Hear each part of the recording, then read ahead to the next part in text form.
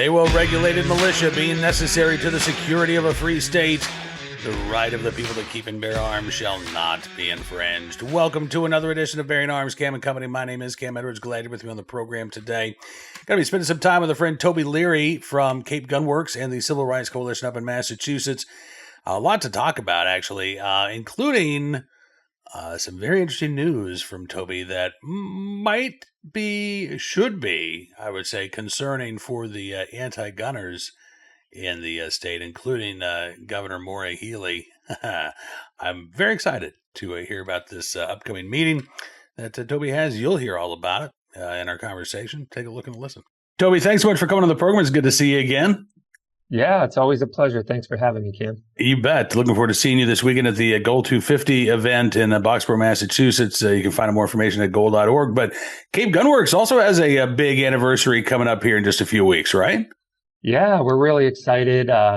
We're Yankee Doodle dandies. We were born on the 4th of July in 2014, but we close every time on that day and let people have a day off. So we're celebrating on July 11th, our 12th anniversary. And yeah, it's going to be awesome. Can't wait. That is fantastic. All right. Well, I want to talk more about that as we get a little bit closer, but there's plenty of stuff to talk about right now. And you know, and I want to start actually by talking about what's going on in Los Angeles, because I know the last time we had you on the program, we were talking about Spencer Pratt, his mayoral campaign, and the videos that were getting, a ton of attention.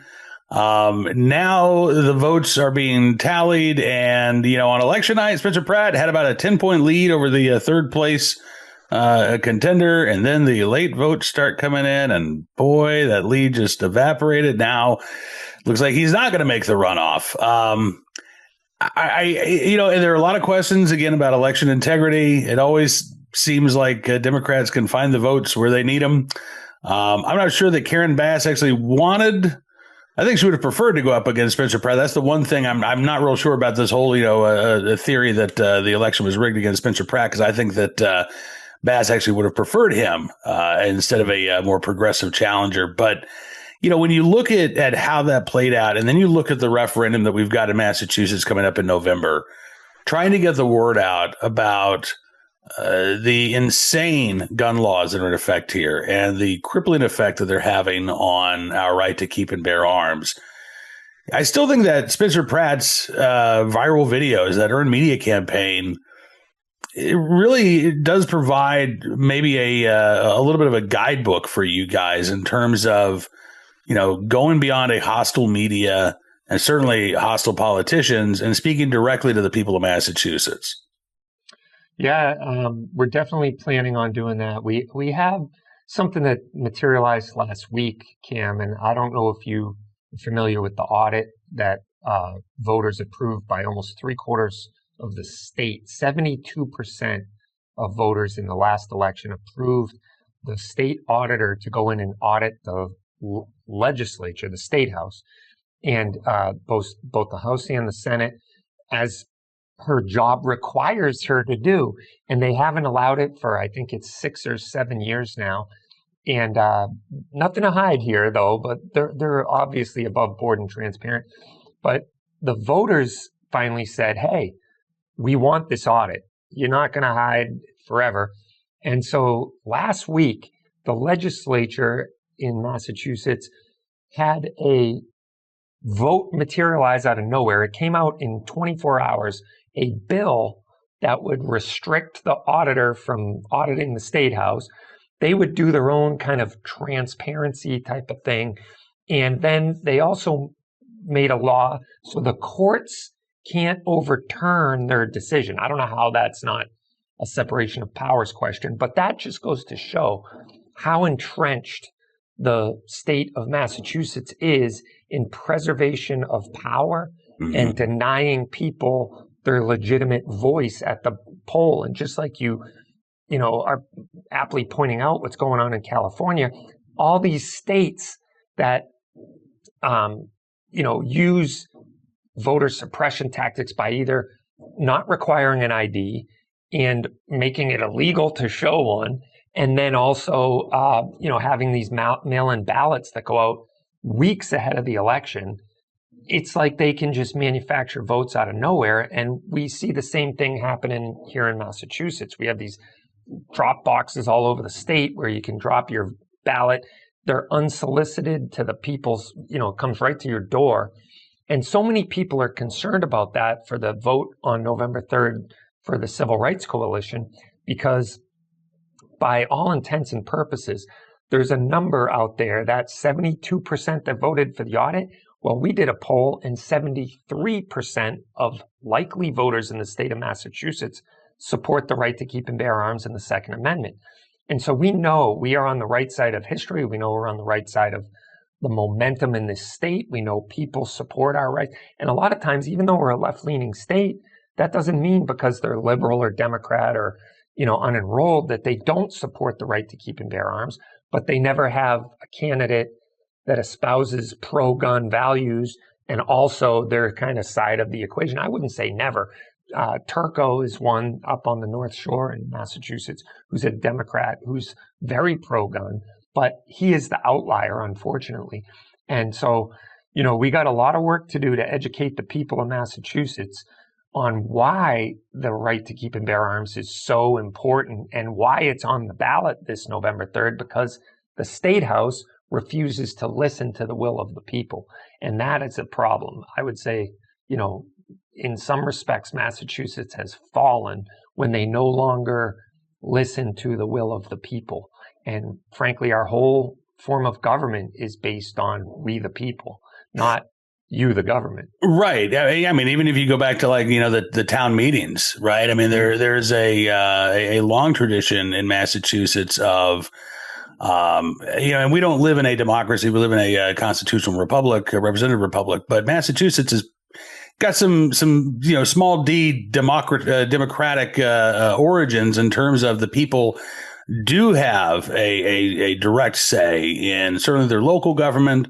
With the referendum process, this is a way to have a direct say in the state government. And I got to tell you, Toby, that's really disturbing. I had not heard about the legislature essentially trying to undo the will of the voters, nearly 3/4 of the voters in Massachusetts. And, when you frame this question about repealing Chapter 135 as not just about the right to keep arms, but again, about government accountability, about lawmakers being accountable to the will of the people, maybe that is a way to get non-gun owners interested in this issue and to make them aware of how little say the people have had regarding their right to keep and bear arms, a fundamental civil right. Yeah. Well, I think that two things have happened that have woken people up to that. Number one, in 2020, we all know what happened there. And we saw a lot of people that came into our shop and said, I'd like to buy a gun. And I said, okay, do you have a license? Like a driver's license? No. A license to carry. You can't buy one in the state of Massachusetts without that. And they said, well, how do I get that? Well, unfortunately, right now, we can't do any in-person, license to carry classes. And so your rights have been suspended until the state figures out how to do this. And that was really the situation. The second part of this is people who I would say, my estimate is 50% of the signatures that we gathered. We gathered almost 100,000 signatures to get this placed on the ballot and to get the law suspended. And I would say half of them were not gun owners, which is amazing because there's people out there that they don't exercise their right to keep and bear arms. They don't own a gun. They don't really even have a desire to, but they want that option should they ever feel the need to. So they are also being kind of woken up to the process that is in place right now and all the hoops you got to jump through, all of the money that you have to pay, the long delays. It takes on average between 3 and 6 months to get a license to carry in the state of Massachusetts, depending on which town you live in. And it costs a minimum of $200 to $250. And that is unbelievable when you contrast that with any other constitutionally enumerated right. Number one, if you just take the First Amendment and say, hey, if you want to read the paper on Sunday morning, you got to have a license and, you got to pay a fee and you got to get a background check and you got to go meet with the chief and tell him why you'd like to exercise this right. Everyone would go, this is nuts. This is absolutely insane. You're crazy. But we've allowed it to happen for so long in Massachusetts. We're all suffering from a form of Stockholm syndrome. Yeah, that's a really good way of putting it. And unfortunately, I mean, I feel like in Virginia, we're catching up to you guys pretty quickly. We had more than a dozen gun control bills get signed into law. They're supposed to take effect on July the 1st. We've got a number of Commonwealth attorneys and sheriffs who said, yeah, we're not going to enforce the ban on assault firearms in large capacity magazines. There's some discussion about what that actually means, right? The ban is not a ban on possession; it's a ban on the manufacture, the sale, the transfer. There is a ban on the carrying of assault firearms in most public places, and so when Commonwealth attorneys and sheriffs say we're not going to enforce that, that's something specific. I actually spoke with one Commonwealth attorney who said that he also has concerns about the storage mandate. At least for storing guns in vehicles. He's not sure that he's going to enforce that law either. But we're starting to see this, this civic disobedience, right? Not just civil disobedience, but officials saying, hey, I'm going to use the discretion that I have as the sheriff or as the district attorney. And I'm not going to target somebody who is a, legal gun owner who may have violated one of these laws that I think is unconstitutional. Is anything like that possible, you think, in Massachusetts? I actually think that's, it's going to be a hard condition to break into, but I do believe it's worth the try, so to speak. In other words, if we really contrast what's happened in Massachusetts under Chapter 135, we have Airman Kyle Collada, who moved here from Arizona, who did 120 days in jail without bail. That's the result of Chapter 135 in action, even though the state violated their own law that they passed, which is that he has 40 days to apply for the license. He was here less than 48 hours and he was arrested for possessing guns that he lawfully and legally owned in Arizona. And he moved here, but they say you have 40 days to apply, but I guess you got to apply from jail. So once we start to really spotlight those laws, and say to DAs and prosecutors and police departments, guys, you do realize you're treading on some very thin ice. Title 18, Section 242 of the U.S. Code says that any official under the color of law who violates somebody's constitutional rights is subject to a fine, imprisonment, or both, up to and including the death penalty if it leads to somebody's death. And we don't use that, unfortunately, because it's very hard to prove. But if we can take what's happening in Virginia, we can import that model into Massachusetts. We can put these government officials on notice and say, hey, your continuing enforcement of this is a violation of this person's not only civil rights, but their constitutionally enumerated rights. Here's the chapter and verse in Bruin that says any instrument that is used for defensive purposes can't be banned if it's in common and ordinary use. And if you continue to enforce that law, we are going to come after you. We are going to hold you accountable based on your deprivation of rights under the color of law. And I think that's something that really needs to be explored. I think that, we should look at a partnership with the DOJ on this. I think that, a lot of people are fed up with good people going to jail and bad people being let off. And, politicians being able to run rampant all over people's rights, not to mention appointed or elected officials like DAs and prosecutors. They should be held accountable as well every time they violate someone's right under the color of law. Yeah. And I'm glad that you brought up DOJ because they have brought these pattern and practice lawsuits. They're not just going after, they're not just suing under the Second Amendment, but they are, as you say, suing after the allegation of a pattern or practice of infringing on people's rights. They have not filed suit in Virginia yet because in order to allege that there's a violation, a pattern and practice, the law has to be in effect and being enforced. And right now it's not, doesn't take effect until July the 1st. But Harmie Dillon has indicated that she will be suing the Commonwealth of Virginia. And I think you just made a great case. I mean, even the fact that it takes, 3 to 6 months to obtain a license to carry, which is required in order to possess a firearm in the home as well in Massachusetts. That alone, I think, is a pattern and practice that of abusing our right to keep and bear arms. We've seen the DOJ actually already file suit in Los Angeles County over the slow walking of concealed carry permits. One of the allegations in the lawsuit against the U.S. Virgin Islands government is that that takes too long to process carry applications. So again, if you're talking about, in essence, a 6-month waiting period to exercise your right to keep and bear arms, because that's how long it takes you to get a license. I mean, I think this is the type of case that the DOJ would absolutely love to prosecute. Have you reached out to the DOJ Civil Rights Division at all? Yeah, several times. And I actually have a meeting this week with Barry Arrington down Oh, in good. DC. I'll be flying down tomorrow. So I'm really looking forward to sitting down with him and coming up with a good strategy for Massachusetts.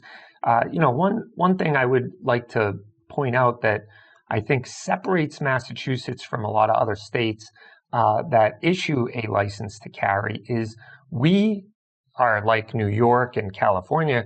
You can't even purchase a gun without that license. So whereas other states that issue a license to carry, which gives you kind of permission slip to go carry abroad in public, but you only need a driver's license in order to purchase and have in the home those guns. We can't possess ammunition. We can't possess magazines. We can't possess black powder components for deer hunting with a muzzleloader. You can't possess caps and balls that date back to the 18th century when the country was founded without a government mandated permission slip like an FID card or a license to carry. You can't buy them, you can't possess them, you can't own them. And I don't think that our founders had the intent of making sure that everybody jumped through a whole bunch of hoops in order to exercise that right. In fact, you know the verbiage better than anyone. It shall not be infringed. Now, I know there are people who want to make it encumbered by all kinds of requirements, and they love Massachusetts. And unfortunately, this virus has spread to places like Virginia, as you pointed out. I've seen it. We've all seen it happen in Colorado. That used to be a very free state when it came to the Second Amendment. Now they have very much Massachusetts type of laws, Washington state. So this is something that'll spread like a cancer if we don't cut it out now and deal with it. And unfortunately, Massachusetts is ground zero. And the politicians have got away with infringing on the rights of the people for so long. It's time the people act and say enough is enough. And that's what we're doing. Absolutely. And you don't just have to be a Massachusetts resident to do this. I was talking with William Kirk from Washington Gun Law last night. I was on his program and we were talking about Virginia, and he said, what's your recommendation for gun owners? And I said, join a state level group. If you're not a member of, the Virginia Citizens Defense League or Virginia Shooting Sports Association, sign up to become a member of one of the national organizations that's fighting in Virginia. But also, again, if you live outside of the state of Virginia, support the cause because, as you say, this spreads. And, I would make the very same recommendation. If you live in Texas, you live in Oklahoma, you live in Mississippi, you live in a Second Amendment friendly state where you're not directly concerned about attacks on your right to keep your arms right there in your home state right now, help out in Massachusetts. Join the Civil Rights Coalition. Join the Gun Owners Action League or Commonwealth 2A and help you guys take that fight to the gun control lobby, to the anti-gun politicians, because as you say, this cancer spreads. It doesn't just stay in Massachusetts. These bad ideas get exported.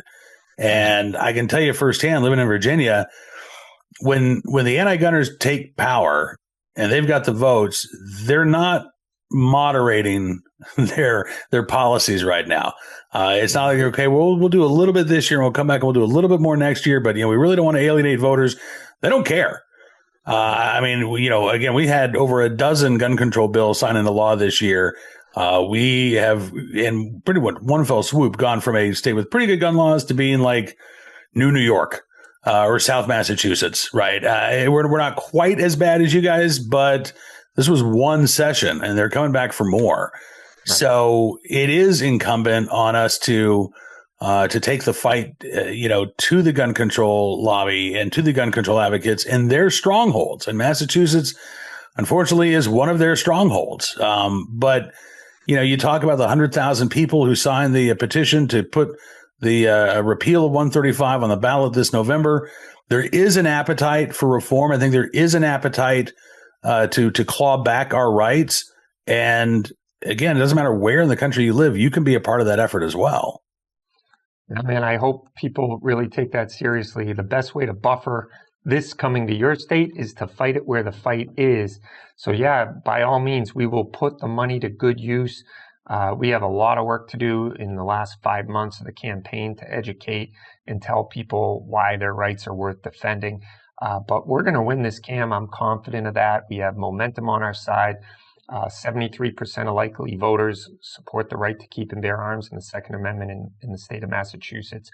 And I think the government's a little worried that they shot one too many over the bow, and the people are angry and upset at their rights being infringed on. And even it's amazing how sometimes politics makes interesting bedfellows, but people from all over the spectrum are on our side and supporting this cause. And I believe we can win and win big in November. We definitely need to get the word out. We need to counter the messaging, which is just blatant lies by the opposite side. Yes, for a safe MA is anything but. It is not safe, as we talked about last time I was on your show. We saw it in Cambridge, where the effects of Chapter 135 was on full display when Tyler Brown shot up Memorial Drive. And meanwhile, good people get put in jail and, for technical violations of this unconstitutional law. So we got some work to do, but I'm happy and optimistic that we're going to be able to do it. But I would covet everybody's support. It's only a couple bucks, and we'll put that to good use by all means. So how can folks sign up? How can they help support the cause there, the Civil Rights Coalition? Yeah, they can go to thecivilrightscoalition.com. There's a donate button right there.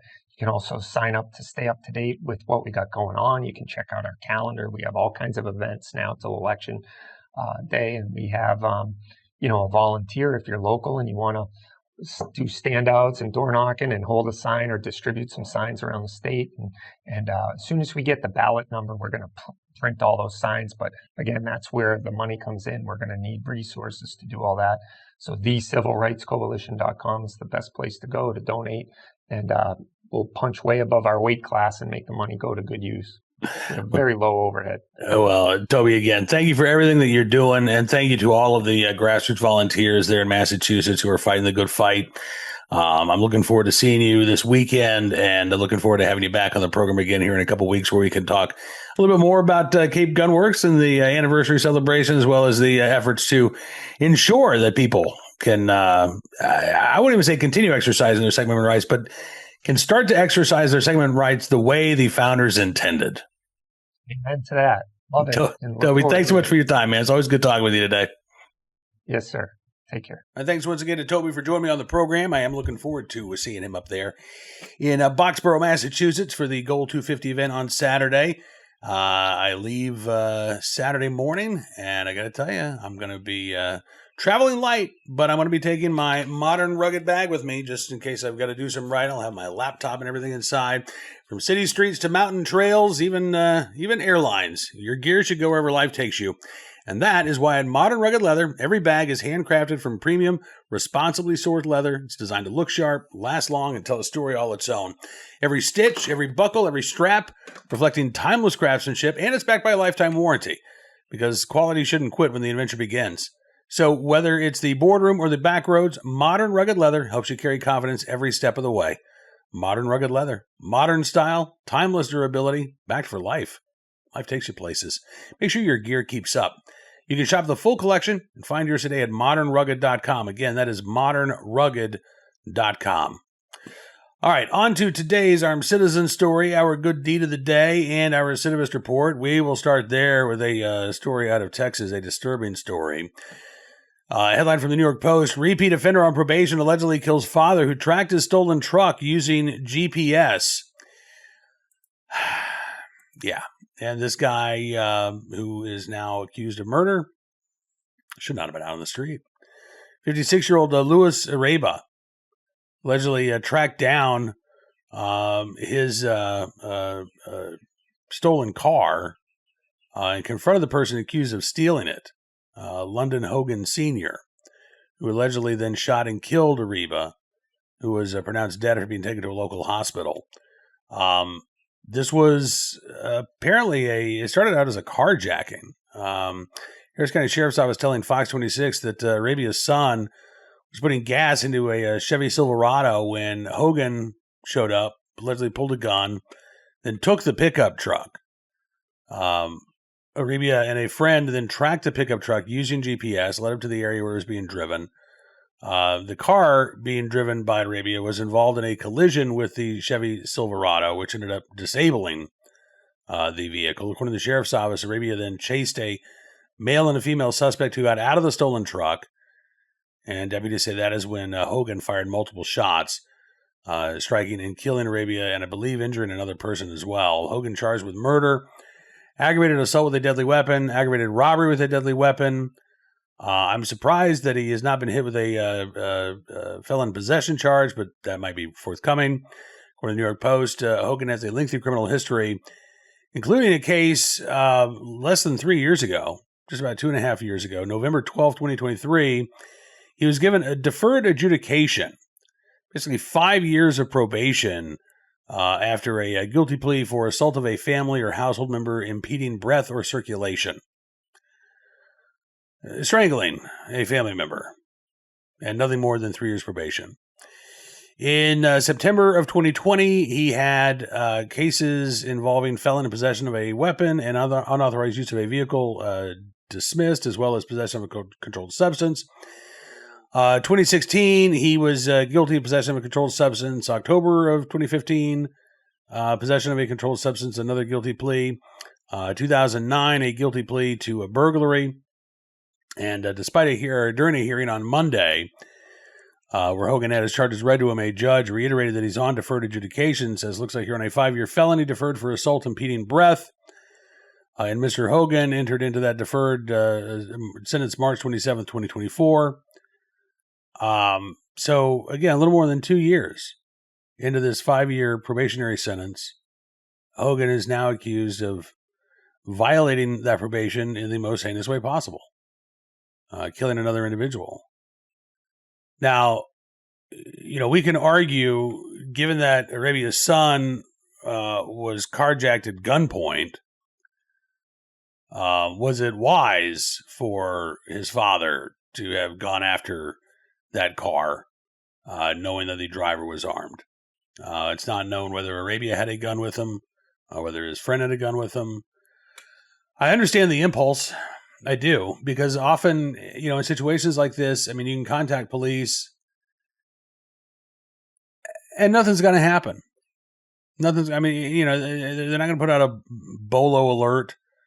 They're not going to deploy every resource to try to track down that stolen vehicle. We have seen plenty of other instances before where somebody's had their car stolen.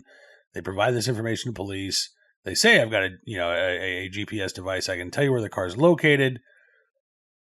And it's just not a priority, right? So I understand the frustration. I also understand the anger that a father feels when their child has been threatened. I just don't know that this was the wisest course of action. Should not have led to Arabia's loss of life.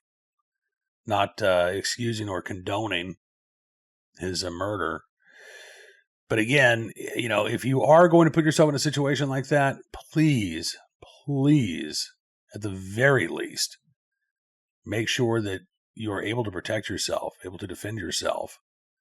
And honestly, I would say if you know that person has a gun, your vehicle is not worth your life. It's as frustrating as infuriating as it may be. Sometimes the better thing to do is to step away. And I think, that's something that every good firearm instructor teaches us. The best way to, survive a gunfight is to not be in a gunfight, to not put yourself in that situation. And I wish that this had had a different outcome, because it sounds like Mr. Arabia was a good dad, good guy. Amber Burrow, who is related to Arabia, wrote on Facebook that Luis died doing exactly what he did every day of his life, protecting others. He was a hero down to his very last breath, a pillar of our community, backbone of our family, a man whose selflessness impacted countless lives. Luis never hesitated to help those in need. He gave of himself freely and served others without question. And I think the world is a lesser place without Luis Arabia in it. On to today's armed citizen story, where another father acted to protect their child, this time in Riverside County, California, where a father shot and killed an armed intruder inside his home with his daughter. We're getting more information, by the way, from the neighbors than we did from the Riverside County Sheriff's Office in their initial release. This happened Friday. I wrote about this at Bearing Arms yesterday. And what we knew at the time was that there was a homeowner in San Jacinto, California, who was hanging out with his neighbors Friday night. He hears screams from his house, hears gunshots, runs over. There's a guy with a shotgun in his home. The homeowner shoots and kills the guy with a shotgun after the guy with the shotgun shot at him. And then it turns out the home invader's girlfriend was found about a half mile away with knife-related injuries. She was taken to a hospital. Last report was listed as stable. But there were a lot of unanswered questions. Like, that's what we knew. We knew the name of the guy, 45-year-old Israel Martinez. Sheriff's Department said he didn't have any connection to this home or the homeowner. But that's kind of all we knew. And so this did get a lot of media attention, surprisingly, for a defensive gun use. A lot of times these stories aren't even covered in the local media, but I think every news outlet, at least every television news outlet in Los Angeles, covered this story. KTLA actually went out to the neighborhood, spoke with some neighbors, and was sort of able to fill in some of the gaps. So Robert Durrami said that the homeowner's goal was to get his daughter out safely, regardless of what happened to him. He said, "I'm shattered for this family because they're good people." It was just before 10:30 Friday night. Again, the father's hanging out with neighbors outside. His wife's there too. His wife goes inside the home to charge her phone, and she comes face to face with this guy who had broken in, apparently grabbed one of the homeowner's shotguns, who then started shooting. Durrami said, from what I understand, the guy tried shooting at her as she started running. And then when she goes into the garage, she yells out, "There's a stranger in the house with a gun." Now, their teenage daughter is still inside the home as well. So husband and dad runs over. Durrami said the guy started loading up again.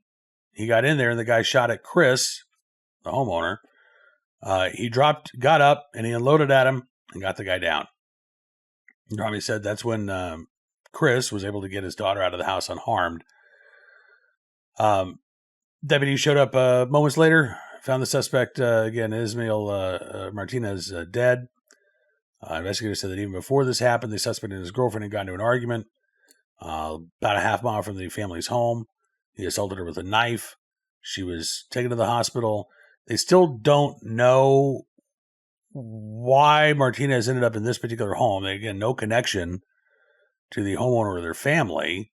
They say the invasion appears to be completely random. But Durrami said, Chris, the armed citizen, did more than just save his own family. He said, because if he didn't take that guy down, and that guy took him down, his next step was probably to come over to one of our houses and unload, because at that point he had a death wish. He didn't care. KTLA says, while no charges have been brought against the homeowner, the Riverside County DA's office said they're currently reviewing the case. I don't think there's any question that the homeowner acted in lawful self-defense in defense of others. My concern is that because Martinez was able to get a shotgun apparently from the home, that a zealous prosecutor could say, well, you violated California storage laws. Under California law, unless that gun is on your person or under your immediate control, it is supposed to be locked up, inaccessible to others. So Martinez was able to get a hold of a shotgun inside the home. A DA could decide to go after the armed citizen for violating California storage laws. The good news is that a first offense is punishable only by a fine. So the homeowner would not be facing any jail time, would not be facing the loss of their Second Amendment rights, might be facing, again, some financial repercussions. I would like to think that the DA would not pursue charges in a case like this, but this is California. You never know. So we'll keep our eyes open for any more details out of San Jacinto, California. And finally today, our good deed of the day, in the right place at the right time, willing able to do the right thing. Another neighbor, this time in New York, acting to save others, as a Dryden man faces attempted murder charges in an alleged fire attack. I mean, this guy essentially tried to immolate his family. Happened back on June the 6th. The man accused in this crime is a 53-year-old Matthew Deming. There was a domestic incident. There was an order of protection that had been taken out against Deming. He was not allowed to go to this home. Didn't matter. Again, an order of protection is a piece of paper. It's not a suit of armor. So it's shortly after 10 o'clock in the morning on June the 6th, Deming shows up at this home. Argument ensued. According to the sheriff's office, Deming then poured gasoline on the woman and the two children, as well as the house. He's accused then of trying to ignite the gasoline with a lighter.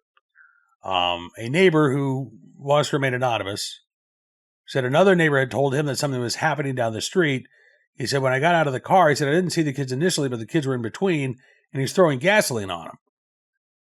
And this neighbor said he tried to intervene as Deming was trying to light the gas. He said, I grabbed him. He threw the gas can, tried to light the lighter. Neighbor said he was able to pull Deming away before police arrived. I guess he was not able to hang on to Deming, but deputies found Deming nearby and took him into custody without incident. The kids, by the way, 5 and 6 years old. The neighbor says that they're not physically hurt, except that the emotional toll already present. CNY Central asked him whether the outcome could have been different had he not gone to the home, and he said, yeah, somebody probably would have died. And it sounds like that is very well the case. Maybe not just one person, but maybe as many as 3 people. Deming is facing charges, attempted murder, as well as endangering the welfare of a child. He is currently being held in the Tompkins County Jail on a $100,000 cash bail. I am deeply disturbed by anybody who would try to, harm a child as retribution, as punishment, whatever. This is just a disturbing story all around. But thankfully, that the neighbor was in the right place at the right time, willing able to do the right thing, and at risk to himself. It should be noted. If Deming had actually managed to ignite those gas fumes, Deming himself might have gone up in flames, but the neighbor would have been at risk. Well, so putting his own safety aside to save the lives of others, that's a pretty good deed, and we thank him for his very good deed. All right, that is going to do it for this edition of Bearing Arms Cam & Company. I want to thank you, as always, for being a part of the program. Coming up on tomorrow's show, we're going to be talking about what's going on in the Virgin Islands. Kosi Ono is going to be with us from Virgin Islands Safe Gun Owners. There is for over a year now, they've had this sort of omnibus gun control bill that's been floating around even before the DOJ filed suit against the U.S. Virgin Islands. They've been looking at passing a ban on so-called assault weapons, large capacity magazines, adding more sensitive spaces. This bill has been amended a number of times. It's gone up for a hearing, and then they've yanked it from the calendar on multiple occasions. They're playing games with gun owners because it's a pain in the neck to get to these legislative hearings. A lot of times you got to take a plane ride to get to where the hearings take place. Cancel at short notice, you're out several $100s. The runaround that they're giving gun owners is, again, it's infuriating. And now Kosi says they've got the text of a brand new proposed amendment that, once again, completely disregards our right to keep and bear arms and is meant to make it as difficult as possible to exercise our Second Amendment rights. So we're going to be talking about what's going on in the Virgin Islands with the Kosei Ono coming up on tomorrow's Bearing Arms Cam and Company. Be sure to check out bearingarms.com throughout the day today, that we are keeping you up to date on all of the latest Second Amendment news and information from all across the nation, including, a bit of good news out of California and a challenge to the state's 11% excise tax on firearms and ammunition. We've got that story and much more for you there at bearingarms.com. If you like what you see, would also encourage you to become a VIP Gold, or VIP Platinum member. Just go to bearingarms.com/subscribe, use the promo code FIGHT, and take 60% off your membership. We got a lot of great benefits no matter what tier of support you choose, and it'll be supporting the work we're doing at Bearing Arms, and I want to thank you for that, because it does indeed make a difference. Have a great rest of your 2A Tuesday. We'll see you back here tomorrow. Until then, be well, be safe, and be free.